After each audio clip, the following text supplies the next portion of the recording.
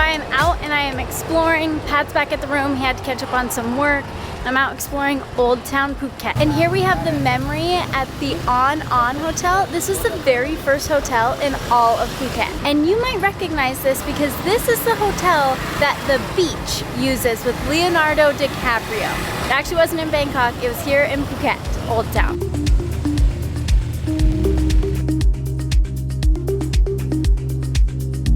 Old Town Phuket has some incredible history, and you'll find so many little different alleyways and street art that just open you up to a lot of history. So going down this alleyway here, we've got the Sirinat Shrine, and it's a Chinese temple. And so the other day there was the Chinese New Year festival, and so Pat and I came through here and there were lighting incense and there was worshiping, and it was a really cool, beautiful experience. So let's go check it out during the day.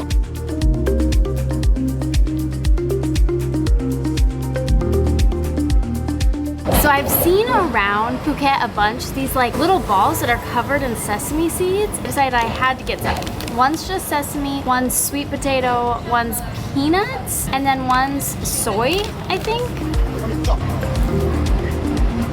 It's like a pastry breading on the outside kind of, with sesame seeds on it, and then the insides are like kind of chewy. So that is the sweet potato one. It is so good. They're definitely sweet, but not too sweet. Nice little breakfast dessert snack. One thing that I love about Old Town Phuket, there are a lot of touristy areas and very Instagrammable spots, but then there's also just back alleyways. It's where the locals are hanging out. It's where the locals are getting their groceries. It's where the locals are eating. And I feel like Old Phuket does a really nice job kind of blending these two different cultures together. And this street art is awesome.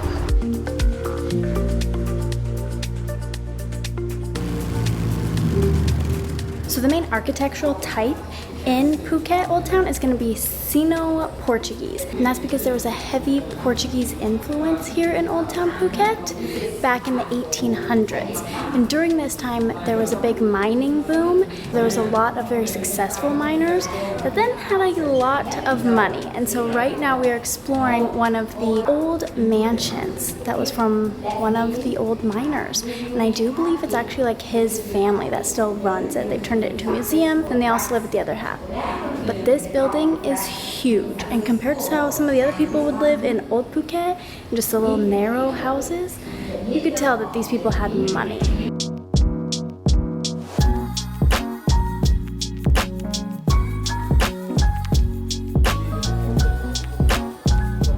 One really interesting thing that you'll notice about the houses here in Old Town is that they're super narrow, but some of them are very long and they go all the way back over to the next block. And they did this because of property taxes. Houses were taxed based on how wide they were. So they built their houses really narrow but really long to beat the property taxes.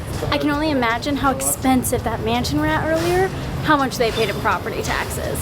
Not only is the architecture itself really unique and fascinating, but then they went and painted all the old buildings on the main streets these bright, gorgeous colors. Definitely makes Old Phuket very Instagram worthy pretty much everywhere you go here. Right here in town, there's even a Buddhist temple, and it's so cool. There's some monks sitting around. This is cool for being just like right in town. I love it. Okay, that kind of sounded corny and cheesy, but I just didn't know what to say because it actually is really cool, but I feel like temples are one of those things where it's like you just kind of stare at them and like take in the beauty of it all. And I don't really know what to say to the camera, so I apologize for being awkward.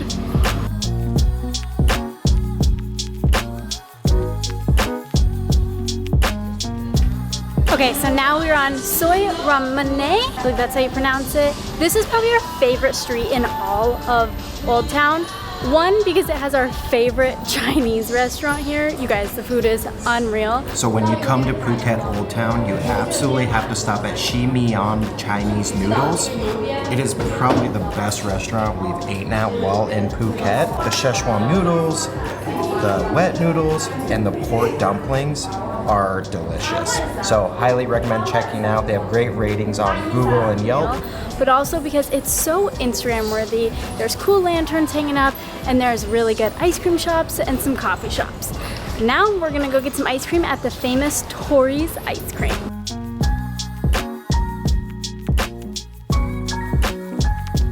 Here at choice. The interior is so beautiful, but I think what draws people in is all of the incredible ice cream options and different dessert options. I just ended up getting the Phuket cookies and cream in a waffle cone. It cost 100 baht, which is roughly $3, which definitely is pricier than what you're gonna find in other places here in Phuket, but I think it's gonna be worth it because this place has a line out the door. Wow. Yeah, that's worth it. Ta Lang Road, where we're on right now, is gonna have a ton of different shops, from pharmacies to tie-dye shops to looks like fishing pole shops. There's also a bunch of restaurants on this street. What I love about this street is that they've done a great job combining the old history in with the new and still keeping the old history alive.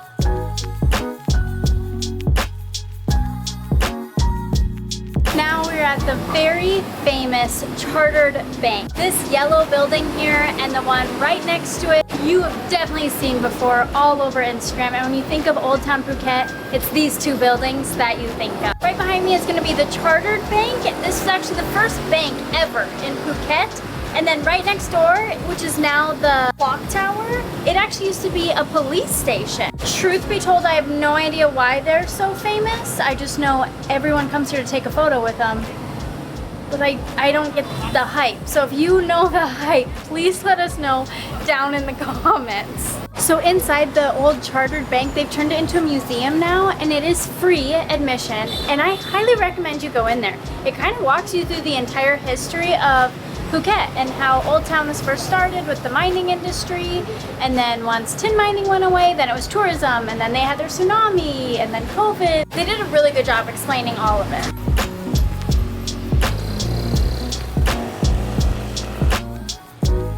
All right, that is a wrap on Old Town Phuket. That took me about 3 hours, I would say, to go see all the spots, sit down, have some ice cream. Definitely doable. Also, there's a lot more to see here. So let's go and explore the rest of Phuket. We are here at Mai Khao Beach. This is going to be up in the northern part of Phuket. Phuket is full of insanely gorgeous beaches, but this beach has to be our favorite. It's got beautiful turquoise water, but this has to be the best part.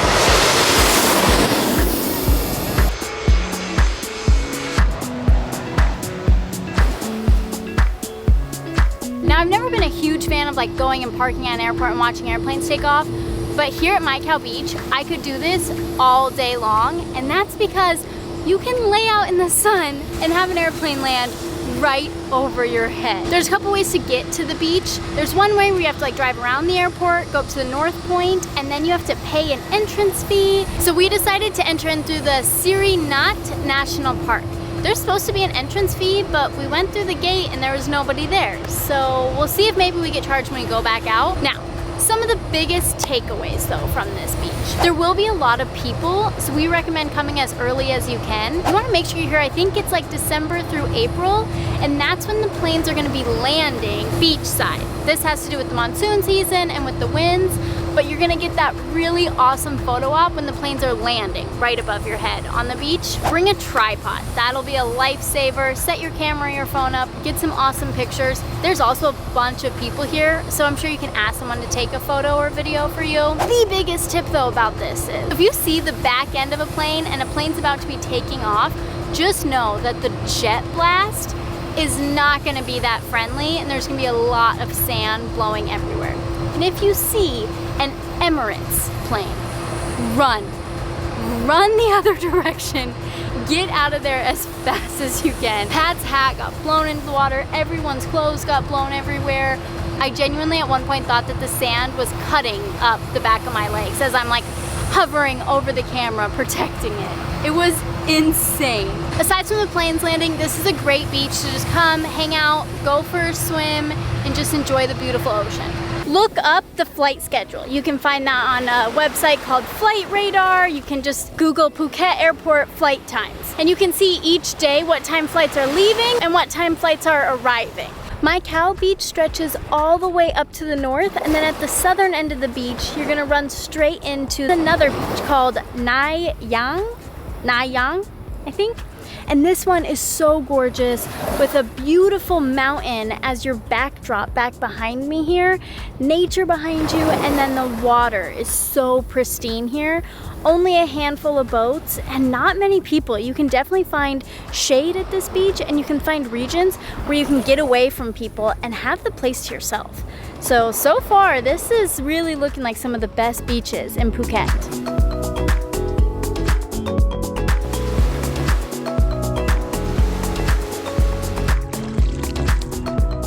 And once you're done with the Nai Yang Beach, you just kind of walk away from the ocean and you end up in the Sirinat National Park. And as soon as we got up here, this like big open field area with all these trees kind of remind me of the national park in Koh Lanta. If you haven't watched that video yet, make sure you go check it out right here. This national park is a great place to come, have a little picnic with your family, give yourself some shade and get out of the harsh sun and just be in nature without anything else around you.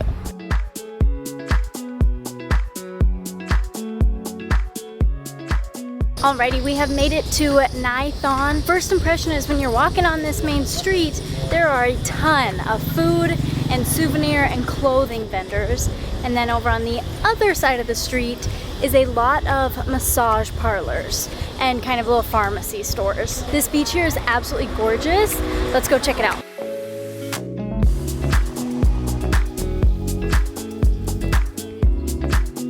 So we just ordered some food from a little side stall.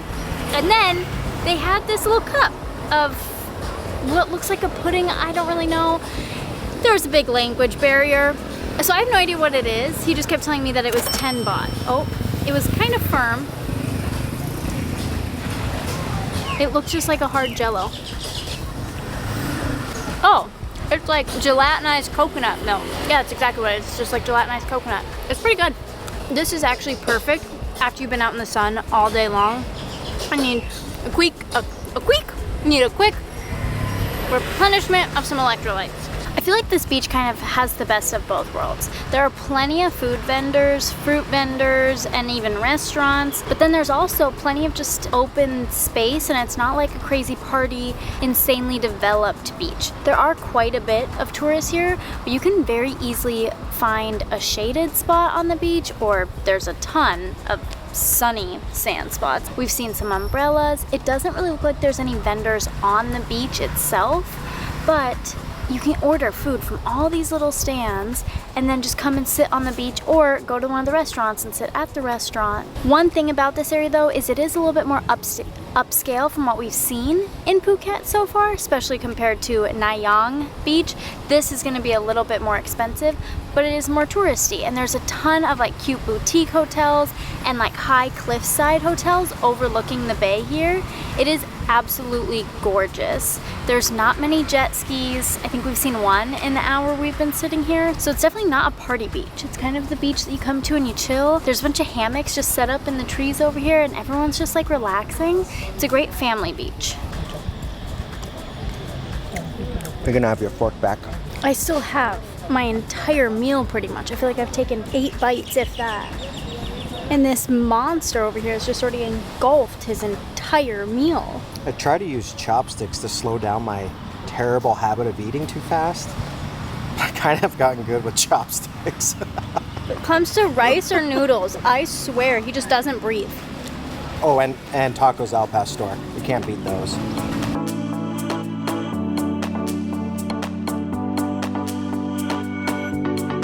We made it to Tao Beach. This beach, everything you read online talks about its parties, talks about the jet skis and parasailing and how it's like the go-to party beach here over in Phuket.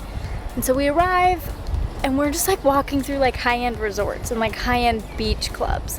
So one thing to note about Tao Beach is that that party scene is at the southern end of Tao Beach. We arrived at the northern end and you just like, it's a bunch of different high-end resorts and like all their beach clubs and like beds. Yeah, this was not the vibe we were expecting, and we've been out and about it exploring beaches all day. We're pretty tired, so we don't feel like walking all the way down to the southern end of this beach. So just know if you want to come here and you want the party scene, it's at the southern end of Bang Tao. One thing to know about Bang Tao is that it is a huge beach, just like the mix-up between the north and the south end of it. But also that there's not a ton of shade here. So unless you're actually at a restaurant or one of the beach clubs, your shade options are limited. So do keep that in mind. I do think if you're coming to Bang Tao, you're gonna be spending some money. In between Nai Thon and Bang Tao Beach, you will see when you're passing through a mountain pass a ton of vehicles and scooters parked on the side of the road, like a lot. So when we drove to Bang Tao, I was like, what is that? And turns out there's a beach down here. It's called Banana Beach, and it's so cool because you like walk down the side of the hill and you get down to this little like cove of a beach. There's a lot of cars parked up top, but it doesn't look like too many people down here, and it's gorgeous. We're gonna go take a dip. Oh my gosh, water feels so nice. Aside from all the people, this water and this view is incredible. Okay, wow, it is gorgeous down here. There's these big like granite rocks all around White Beach. The ocean is so clear and gorgeous. Taking that dip felt amazing. There is a lot of people here though, and it is a very small beach. I would say if you're over in this area, come to Banana Beach first thing, and then in the afternoon, then go party at Bang Tao Beach. Because this beach would be so unreal if you were like one of the only ones here or a handful of people.